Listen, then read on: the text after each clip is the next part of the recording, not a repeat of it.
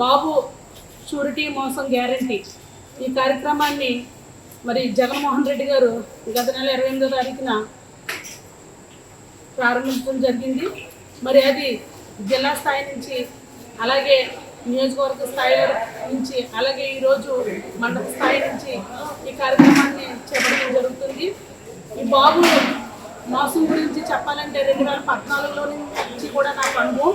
ఎందుకంటే 2014లో నేను ఎక్స్ కౌన్సిలర్గా పనిచేయడం జరిగింది. పనిచేసినప్పుడు మరి బాబు ఇది మనకి వెళ్ళే మహిళలందరికీ కూడా ఆసరా రుణమాఫీ చేస్తానని అప్పుడే 2014లోనే ఆయన మోసం చేసుకుంటూ వచ్చి మరి తర్వాత ప్రజలందరూ కూడా ఈయన మోసగాడు అని చెప్పి 2019లో మరి జగన్మోహన్ రెడ్డి గారు ఖచ్చిత మెజార్టీ ఇచ్చి మరి గెలిపించడం జరిగింది. మరి జగన్మోహన్ రెడ్డి గారు కూడా అలాగే ప్రజలకి ఏదైతే సంక్షేమ పథకాలని నేను అమలు చేస్తానని చెప్పారో అదే రీతిలో అన్ని సంక్షేమ పథకాలను కూడా ఆయన మరి ప్రజలకు అందించడం కూడా జరిగింది. కానీ ఇది ప్రజలు తీర్పుని మేము భావించట్లేదు. ఇది మోసపూరితంగానే ఈ కూటమి ప్రభుత్వం అధికారంలోకి వచ్చిందని మేము అందరం కూడా భావిస్తున్నాం. ఎందుకంటే ప్రజలు మంచి చేసిన వారికి ఎప్పుడు మంచి చేస్తారు.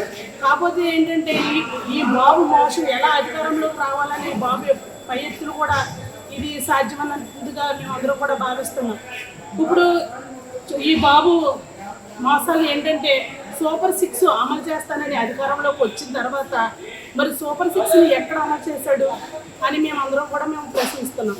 ఈ సూపర్ 6 ఎన్నికల్లో మరి ఆయన ఊదుడే మామూలుగా ఆయన ప్రసారంలో అసలు ఆయన చేసిన ప్రసారం ఎలా ఉందంటే వెంటనే నేను అధికారంలో రాగానే సూపర్ 6ని అమలు చేసేస్తానన్నంత విధిగా ఆయన మాట్లాడటం జరిగింది. కానీ అధికారంలోకి వచ్చిన తర్వాత ఈ సూపర్ 6 అనే పదాన్నే మర్చిపోయి ఎవరైనా మాట్లాడుతుంటే వాళ్ళు దానికి మందం అంటాడు. మళ్ళీ మరి డీసెంట్గా అచ్చెన్నాయుడు కూడా చెప్పడం జరిగింది, మహిళలకు 1500 రూపాయలు నేను ఇస్తే కనుక ఆంధ్రాని అమ్మేయాలనే విధంగా మాట్లాడటం. అలాగే అమ్మఒడి ఇప్పుడు ప్రజలు జగన్మోహన్ రెడ్డి గారు ఏదైతే సంక్షేమానికి ఒక పేర్లు పెట్టారో ఇప్పుడు కూడా అదే పేర్లు ప్రజలందరూ కూడా కొనసాగిస్తున్నారు.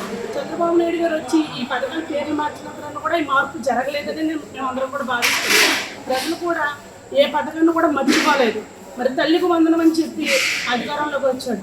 సంవత్సరం అయిన తర్వాత మరి ఆ తల్లికి వందనం అన్న పథకాన్ని కూడా పూర్తిగా కూడా ఎక్కడ అమలు చేసిన పరిస్థితి లేదు. ప్రచారంలో ఏమని ప్రచారం చేశాడు, ఎలక్షన్ ముందు ఎక్కడ కూడా షరతులు లేకుండా నేరుగా తల్లికి 15,000 రూపాయలు నేను అకౌంట్లో వేస్తానని చెప్పడం జరిగింది. ఇప్పుడు 13,000 రూపాయలు జమ చేస్తున్నారు. ఒక్కొక్కరికి 10,000 ఒక్కొక్కరికి 9,000 కూడా వచ్చిన సందర్భాలను కూడా మేము చూసాం. కానీ ఈ కూటమి ప్రభుత్వం చేసే ప్రతి అరాచకాన్ని కూడా మేమందరం కూడా పెద్ద ఎత్తున మరి గ్రామ స్థాయి నుంచి మరి స్టేట్ లెవెల్లో కూడా ఈ ప్రచారాన్ని మేమందరం కూడా మరి చేస్తాం. మళ్ళీ అధికారంలోకి జగన్మోహన్ రెడ్డి గారిని తీసుకొచ్చే విధంగా మేమందరం కూడా పనిచేస్తాం.